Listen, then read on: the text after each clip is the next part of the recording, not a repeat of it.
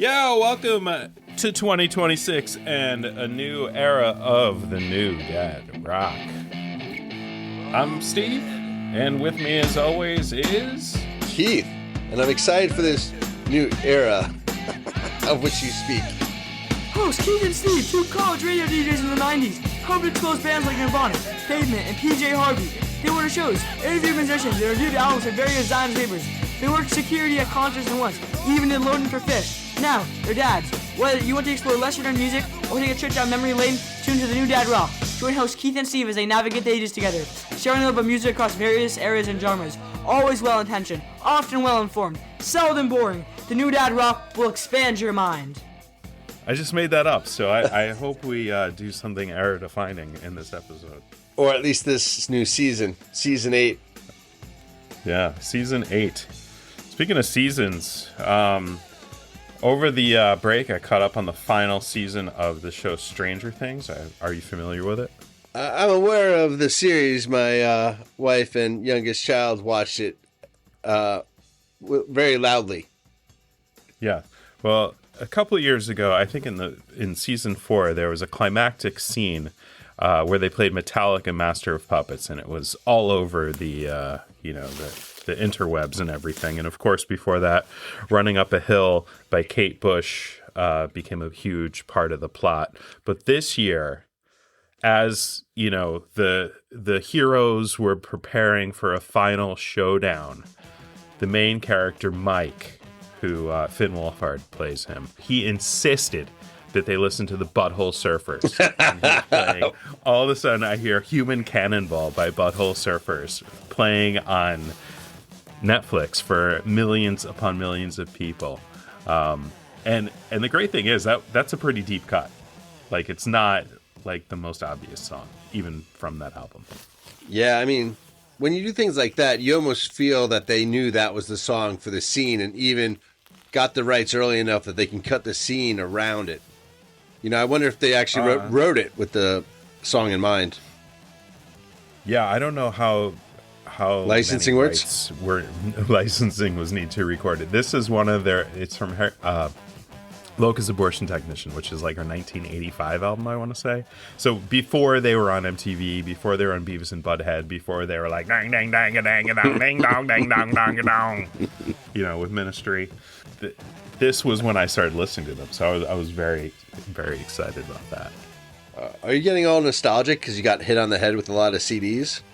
So I moved into the house I currently live in almost, is it 13 or 14 years ago? Yeah. Almost to the day now. Wow. I think it's 13 years. Wow.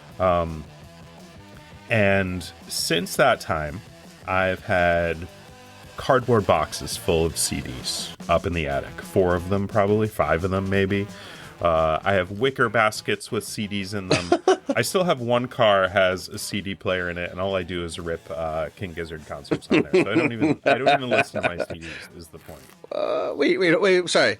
How are you still ripping CDs? You have a computer that old you can burn a CD?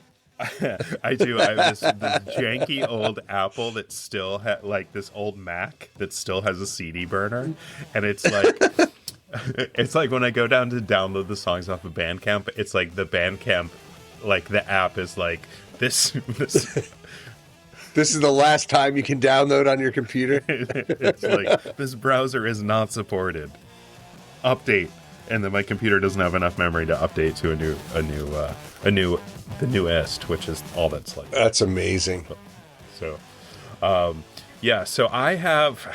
And I don't know. I was always pretty good about, because I was always scrounging for money to get like more CDs. So I would call my CD collection. I would call the herd as I was going through. But there's easily 700-800 CDs up there. Wait, you didn't put your CDs in CD books before? So there were a couple of books that all burns. Those old, those album type things. Yeah. You take them out of the case, you keep the top cover and the CD, and you slip them in. Those magazine type. 100%. That's what I did. So we have 3 or 4 of those. Okay. So that's there. That's not untouched. Are you going to put all these CDs into like 100 other books? What are you supposed to do? Kristen bought these things that are like plastic things. They're portable, they're stackable, and I think they hold about 50 in there. And so far we've filled up 3 of them. So I think we're up to the G's. No. I take that back. We made it to Iron Maiden. Oh, well, she saw Idaho, so this makes sense. 'Cause Iron Maiden, you had like 50 of them, so you obviously kind of ran out of boxes right then. I think it's more than 50, actually. Between all the B-sides, live albums, all their actual albums. And I didn't even buy their last 2 on CD because it came out in 2020 and 2015. 2021 and 2015. How many CDs did you think you had? I'm guessing, call it, the over-under is 666, and I'm taking the over easily. Okay, so I'm going to say 700 for math. Let's call it $10 a CD, which up or down, used, whatever. So 7,000 bucks. Actually, that doesn't sound like that much money on music. I mean, that's 70 years of... Yeah, I was thinking about it, and keep in mind, in 2003, I reviewed CDs for Splendid Ezine, and I would get 3 a week, and I did that for most of a year. So say I did 40... That's probably 120 CDs there. I see, yeah. And granted, over the years, I've thrown some away. Some of them have You traded some in, you said. Yeah. Yeah. It's not as expensive as, I think. Actually, a lot of the CDs were burned CDs. Yeah. So, like, I had, like, 4 Bjork albums, and I printed out a nice cover, and so they have a slipcase and everything, but they're, like, ripped CDs. So they're still being stashed away. But I did... set aside a group of somewhere between 50 and 60 CDs that I'm going to sell. Oh, I'm going to try to get some credit at the local records. That just sounds fun. I mean, for no other reason than to get like one new record on band day or whatever. Exactly. Yeah, that sounds fun. No, but I looked, and some of the cases are all janky. Of course, CDs are all skid marks on them. So there are a few that I thought that are relevant enough, that are some cases rare enough and good enough shape that I can sell them. All right, well, what are a couple examples that... Okay, so I have a couple like Radiohead B-sides. Ooh. So like, yeah, like Kid A B-sides, and I have the Airbag EP. So that's a good one. I have the first 3 White Stripe albums on CD. I don't know if things are in and out of print now. That might be. Yeah, you get $1 for each of those, I bet. Yeah, there's like an old Sugarbush CD that I never even listened to, and then I have like a couple of Bob Dylan's, a couple Pink Floyd's, a couple of those. For some reason, I had Derek and the Dominoes' Layla on CD. Maybe that was even one of Kristen's albums. I don't know. Well, yeah, it's interesting because it's possible that we inherited CDs when we lived like in houses with other people, right? Like, people bring a CD over for a party, for a show, a joke, and like you end up with it. Who knows? Yeah, I had Mud Honey Piece of Cake with a big SR on it. I'm pretty sure it was Sean Ryan. Dude, people used to mark their CDs. You're totally right. Oh, it's so funny. I mean, that was the golden age when like you had to work at the radio station if you wanted to listen to new music for free, or you had to actually go to a record store and play the record and listen on headphones. But usually you just sort of commit and you just buy it. That was big. But look, I mean, if the wars come and they take out all of the streaming systems, I am going to be hooked up. I'm going to start up a pirate radio station because I still have 600 CDs and I still have a couple hundred records. So I am your man in the times of apocalypse, which may be closer than many of us realize. Well, I mean, we're going to do TNDR radio. So what's interesting is you could probably just play them on the show, and if we pay Spotify rates, it's only 0.000000001 cents for each play. So, I mean, I think we should just do it. I don't know if that's how it works, unfortunately. So, what's your local record store? Well, we have a couple. We have... How do you have a couple? That's amazing. Well, there's the Record Stop in Patchogue, but there's Looney Tunes in Babylon, which is it's huge. Like Dave Mustaine from Megadeth is there, or has just been there, or is about to go there. I mean, they get pretty big stars. And I'm blanking off the top of my head. More in the pop side of things. Sure, They sure. get pretty big stars do come in and sign albums. I saw Baroness there. They played live in the. Dude, Suffolk County is where it's at. People don't know it, but Suffolk County is awesome. Yeah. So yeah, I mean, I was taking a trip through memory lane looking at all these CDs. Like, I mean, obviously I was stacking them by band, and Iron Maiden just towered above everything else. And it was a little joke between Kristen and I. I'm like, oh, here's another Iron Maiden CD. I'm like, oh, did we start an Iron Maiden pile? I've got another one. Speaking of Tower Records, did you used to go there all the time like I did? We didn't have Tower Records where I grew up, man. What? Strawberries, and we had Record. What was it called? Record Stop? No, Record Stop is Patchogue, the current one. It wasn't Radio Shack. Did you have Sam Record Goodies? Town. That's what it was. Record Town. No, we didn't have Sam Goodies. We had Strawberries was our chain. Oh my god. And then down in Crossgate Mall there was Tape World that only sold cassettes. That was their Which thing. actually is a good name for a store. Oh, so we had Tower Records, and Tower Records. We had World Records down in Albany too. That's where you would get like the bootlegs and Oh yeah. I think they would do the used stuff too. I think the place that we'd have to drive, it was right next to Grumman, so the people who make like, I don't know. Oh yeah, I know. I passed there on the train on Long Island Railroad. Oh, okay. So so it was right near Grumman. It's called Record Collective, and that's where you could get the $20 CD. That's like the REM live show, and there's one of them. Oh yeah, the bootlegs.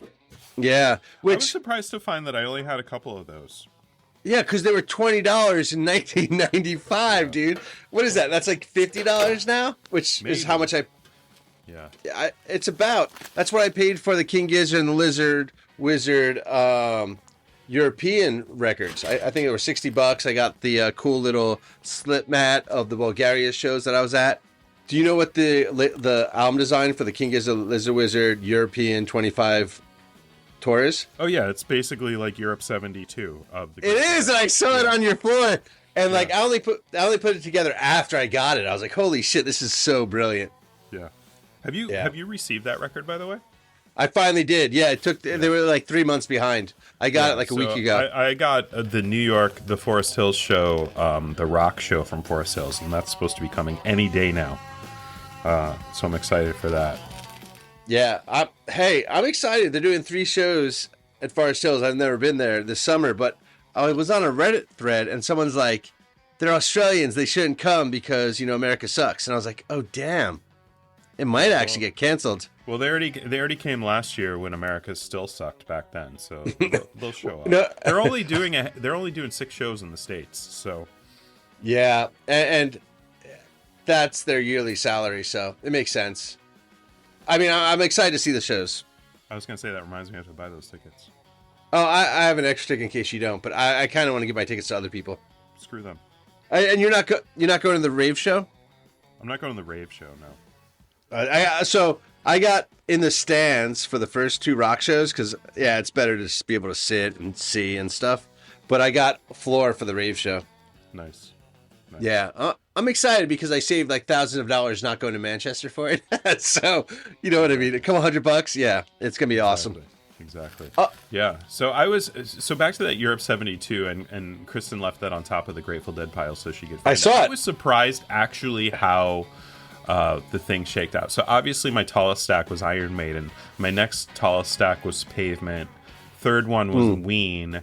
And then after that, I had a surprisingly tall Beatles stack, a surprisingly tall Grateful Dead stack, Mercury Rev. I have a ton of Mercury Rev. How is that even possible? Oh, okay, yeah. Like all their B-sides and imports. So we were talking about $20 a CD. We used to spend $20 on a CD, and it would be like 4 songs if we were lucky, and they were crappy B-sides. So it would be like 2 of the songs suck. One of the songs is already on the album, and we were like, oh, this one song. Was it worth $20? Yep. I don't know.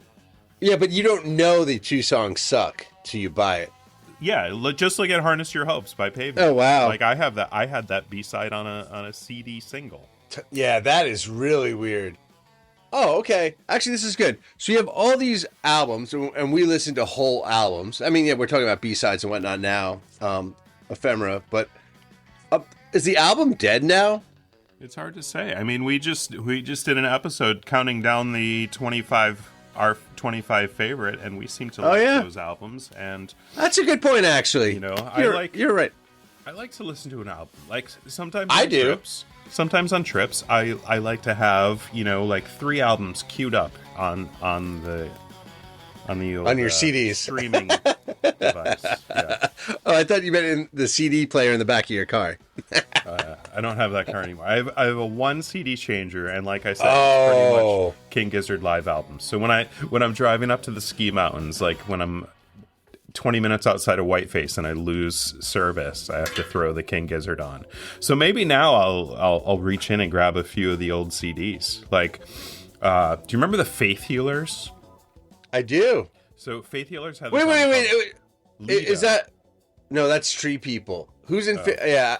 Sorry, I don't know if anybody famous is in Faith Healers. Yeah, that's fair. But I see the cover in my head. Yeah, once in a while I get one of those songs stuck in my head and I want to listen to it, and they're not on streaming services. So I was very happy to find the CD the other day, and then I opened the case and it's empty. But today, the worlds collided, and through my organization, I found the CD and the case. So I may listen to that sometime.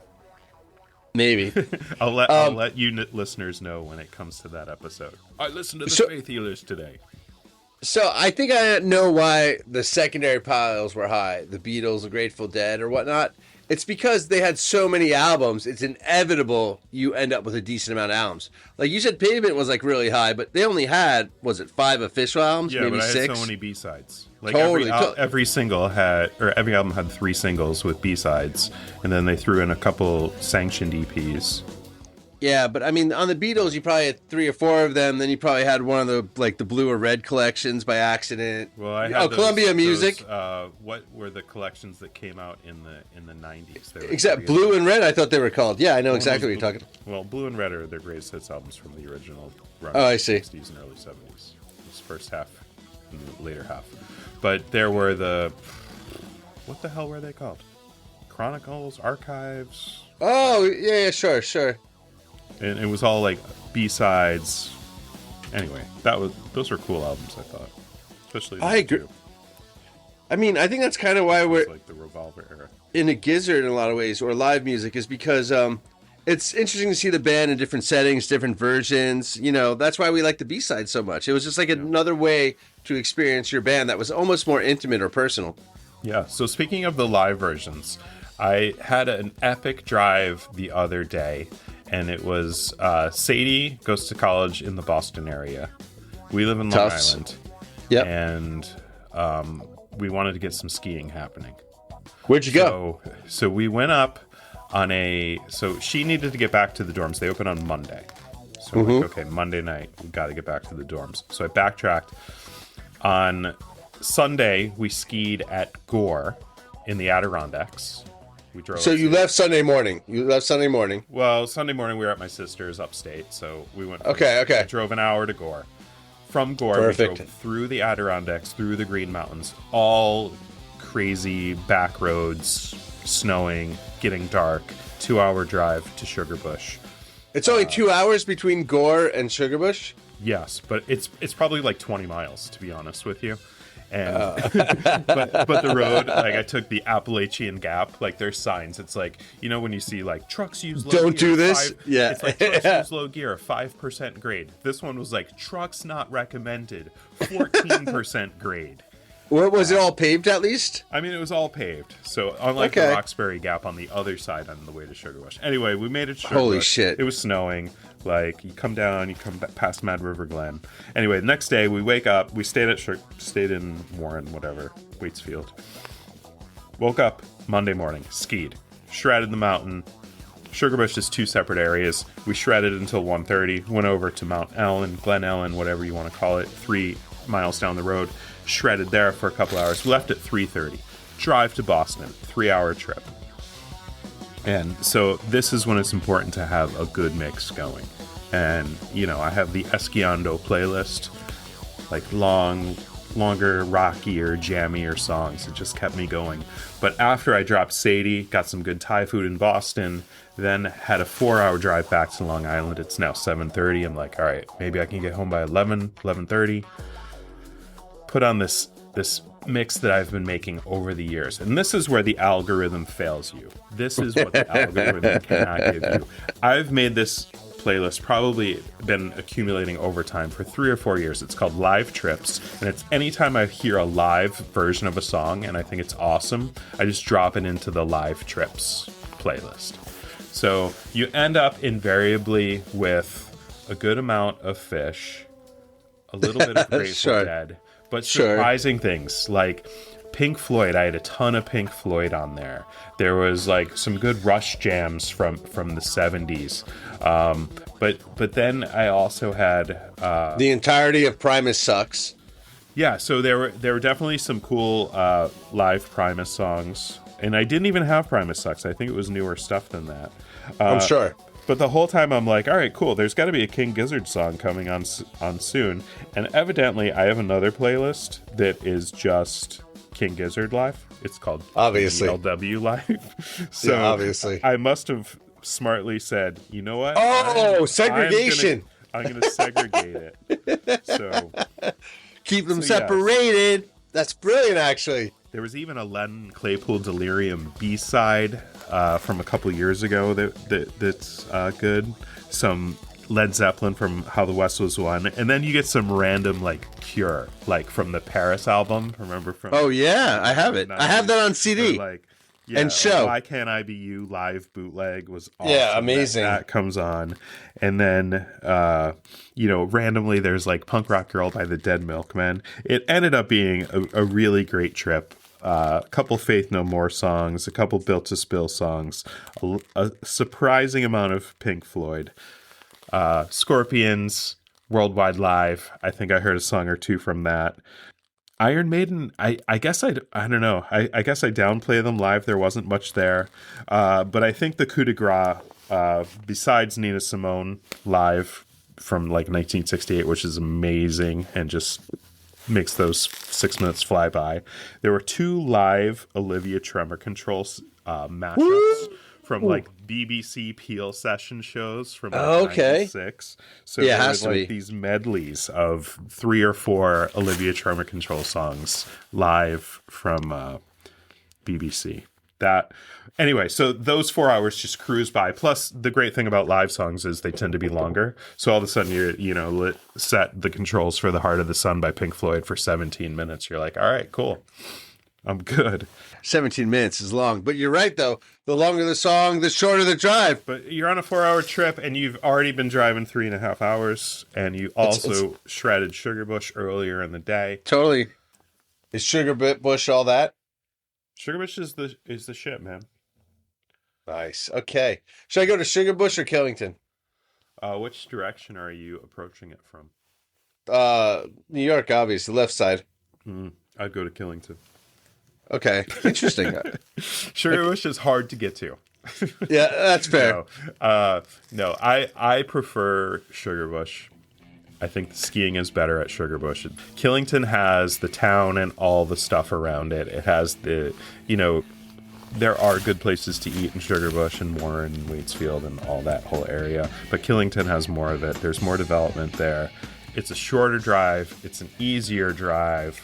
Oh, you sold me on easier drive, shorter drive. Oh, man. Well, this is great. I love going through all your old CDs and how you listen to them and what you listen to when you drive. It sounds skiing was amazing. You definitely drive a lot. Yeah, I'm going up to, It's okay. Everyone has different problems. Yours is skiing, and it's not a problem. I feel like I'm in an abusive relationship with skiing, to be honest with you. And that's because you're on the East Coast. If you're on the West Coast, I'm sure it'd be a positive experience. I mean, getting stuck in storms and having to chain up and having the highways closed is no picnic either. Yeah, wait. When did that happen to you last? This year? No, that happens on the West Coast a lot more. That doesn't really. Oh, yeah. Totally. Yeah. I had so many problems on the West Coast. I agree with you. Yeah, fuck that. I'd rather ski on ice. Born from ice. Yeah, fuck ice. All right. Well, this is the New Dad Rock signing out. We'll see you next time on the slopes. Thank you for tuning in to the New Dad Rock 2026, coming at you hard, fast. Like ice. Sup? Yeah.